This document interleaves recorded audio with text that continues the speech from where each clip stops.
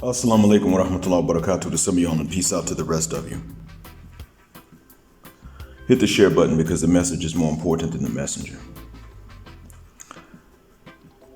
Nowadays, you see more videos of women stating that they do in fact need men, and you guys know more about this than I do. When you look in their eyes in person, passing them up out and about, you can see it, the change. BGS talked about this even years ago when COVID was causing issues with evictions. And where I live, they don't usually look you in your eyes for no reason, and they respect your space like they want theirs respected. And I thank Allah that this has not disappeared yet, because feminism is moving into this society. You also see more videos like this from women in the West than I have seen. So you get to see the shift in attitude as it's happening day by day, whereas I get more of a monthly change. And so I notice more of it only because it'll be a month maybe or 2 weeks before I'll see another video like that. And I would not have seen the looks in their eyes in person the way you have. The proper response to these confessions, be they on video or in person, is to scrutinize them the way that they have previously scrutinized our game or our rap or our swag. Do not scrutinize them as if to blame any woman for having standards, but scrutinize them as if to have standards of your own and to set boundaries. See, Western women are still accustomed to not having to actually meet standards to get men. The older, the less accustomed they are to that. Though the elder women should be more acclimated to having to meet standards, they're less so because of the one thing for which we men are collectively wrong, and that is being too easy on women, as I've stated previously. Everything else for which we need to take accountability. Clarence Jr. I'm sorry. I'm sorry. Nathaniel. Sorry about that. I guess there's dust in the room.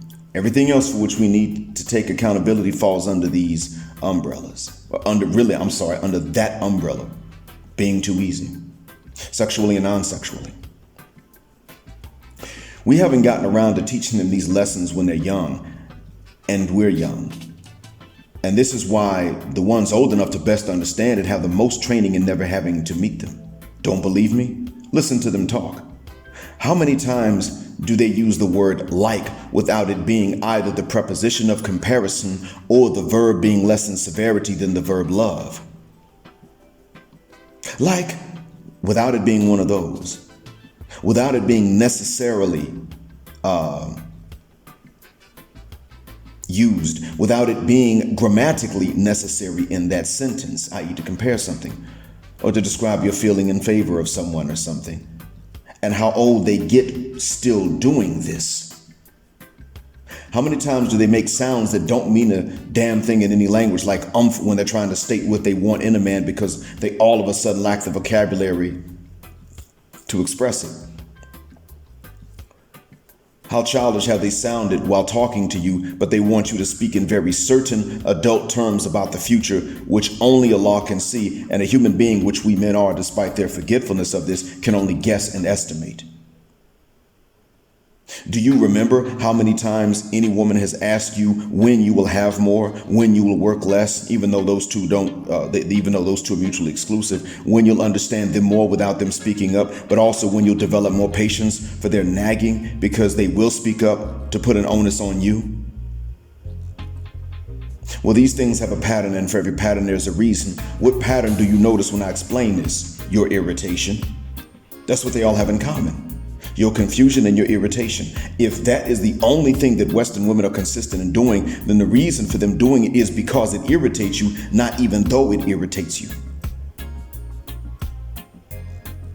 So if they can't come along and say to you that they like when you do this, and it's something that doesn't irritate you to do it, then it's because it doesn't irritate you that they kept their mouths closed. If the only time they can tell you that they like something is if it is some sort of inconvenience to you, then they like it because it's not pleasurable to you. That's what it is.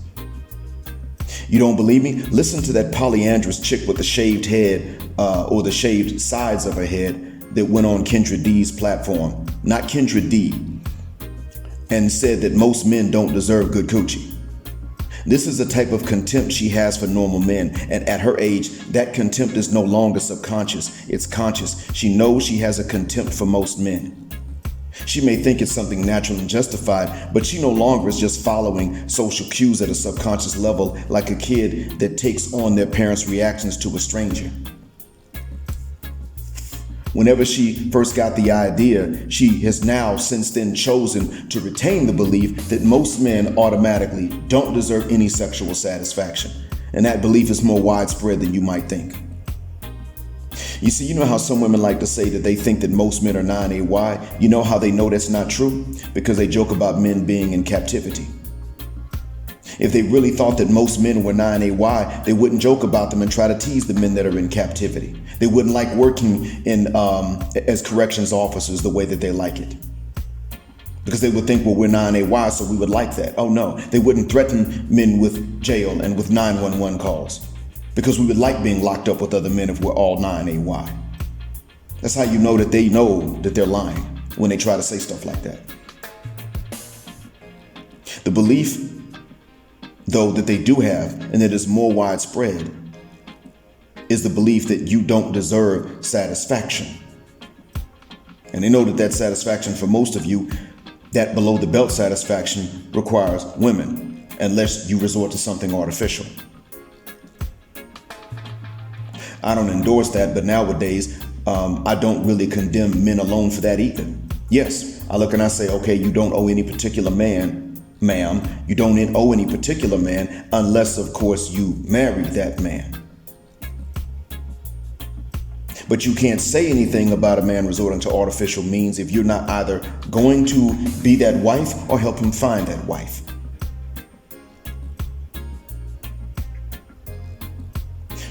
See, most women themselves believe the same thing in Western countries. And while they like working where men are locked up with other men and without women, and why they laugh at a man being put into captivity, is not because of the justice due to the crime that the man committed, but because they like seeing men go through that. And they know that men are going through it as a trial, as a tribulation. So when the crime of the man actually becomes the focus, that's when they start to want those men. You ever notice? They never celebrate a man being handcuffed and put into captivity because of the immoral outrage of that crime. It's because they just dislike that man and they hope that he suffers. So in any case,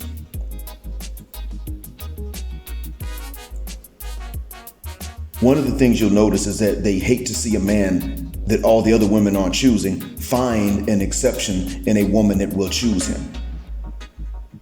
And they will go behind that man's back and say to that woman, why did you pick him?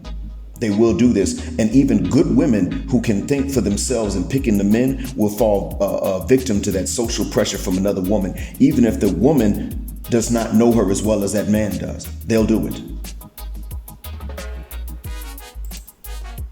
And that's a good woman that can still fall victim to that. So be leery. If you were not the guy that they approach when they're young and cute, your game doesn't really matter anyway. How can it? Game is creepy when you're not her type and you shoot your shot anyway. Same game. The lack of other women on you is creepy. You're shooting your shot in her mind because you have no one else, not because she's your preference. That said, when you see these videos or when someone confesses to your face that she needs a man, flip it on her and wait for her to say what she's bringing in return. Don't ask her, don't prompt her. Give her a chance to say it, but on her own. When she's done, there's a pause, you're looking, and she hasn't said it, say to her, well, keep going. Oh, that's it. If she says that's it, then tell her outright that the reason she doesn't have one is because before COVID and the hard times that came after that, they never spoke like this. And the last thing that they seemed to value were any things that men valued, including men as people, peace of mind, and sex. They valued sex only from the men who didn't meet their non-sexual standards. So they made chastity and fidelity impossible by even their own definitions of these words. Whether they take the religiously conservative definition or the culturally liberal definition of these words, they made these things impossible because in order for them to value a man's sexual satisfaction, he had to not meet their non-sexual standards. So they gave all to the few guys, as we know, and they took all from other men to whom they gave neither peace of mind, nor sexual satisfaction, nor appreciation as a person. Absolutely not. So when you hear a confession that they need a man, wait for them to offer these things. But understand, a lot of times they won't. They weren't trained to even think that way. But wait for them to offer that along with whatever else you need before you decide to give her a try at being with you. And that's as a wife, but not in front of the state government. Drive a fair bargain, but a hard bargain. Because if anyone doesn't deserve a good deal with most of what they want, and even an effort to supply them with most of what they want, it's the Wicked Witch of the West, not you. The problem is their materialism, their dual mating desire, their competitiveness with each other combined with their hatred of polygyny, the two of which are mutually exclusive and shouldn't be combined. Their competition against us in the job market combined with their hypergamy, the two of which are mutually exclusive and should not be combined. And above all, their secrecy and even lies about what they want. These things have made them impossible to please and therefore bitter. Not your failure or your lack of resources or your height or your lack of game and masculine frame. They don't want to shovel snow in the winter. They don't want to chop their own firewood. They don't want to work at all past the middle age. They don't want to protect their own daughters from unscrupulous boys either, and they can't vet most of them. They don't want to run all of the errands of household needs, and they don't want to pay all of the cost either, or even half of them. Not a single one of these wants of theirs or lack of wants is sufficient enough to compel any of us to take on one of them, let alone more of them, with these chores and these costs, especially in hard times like right now. No need of theirs means we have to step in and save them. Just as no intensity of one need of ours compels any of them. If they can't think about what is in it for the man from the very beginning and offer that unprompted, she should not be able to find a man in these hard times when they need one most, because they should have been able to be that honest and still offer something in exchange to us when they were younger and when times were simply not as hard. If it took hard times to get them to be a bit easier on normal men, and they still can't make the counter offers, then they haven't learned and they still aren't adults. Now this leads to something else, them not being adults. While they all have some kinds of things that are always convenient to them and inconvenient to us to tell us about what makes a man a real man, here's something about real men that they will love to hear, but they will hate in practice. Real men do not sexually reward little girls, be they physically underage or mentally so. Now, these ladies might want you to like curves, and that's really up to you, but they will not like when we start demanding the same level of adulthood and presence of mind they demand from us to prove we aren't little boys in our heads. They won't like when we demand their minds be as developed as their chest and genitals and backsides. When we say we're not going to go for this either or dichotomy you present, you're going to come with all of these things developed to our liking.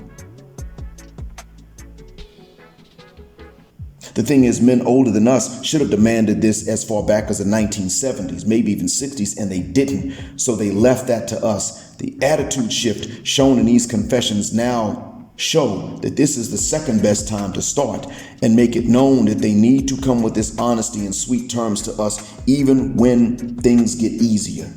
Keep in mind, we need not tell them this so that they learn their own lessons. The women that are our age and even the ones that are pretty much just adults now have refused to be wives already. I mean, hell, if they're 18 by now, I don't think they can learn.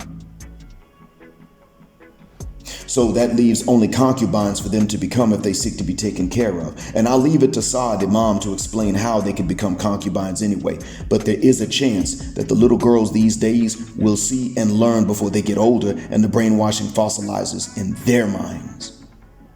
There's a chance again that this will help the younger ones to be better options for the men that are still boys right now. And I mean chronologically, rightfully so, still boys. I hope that what I said helps.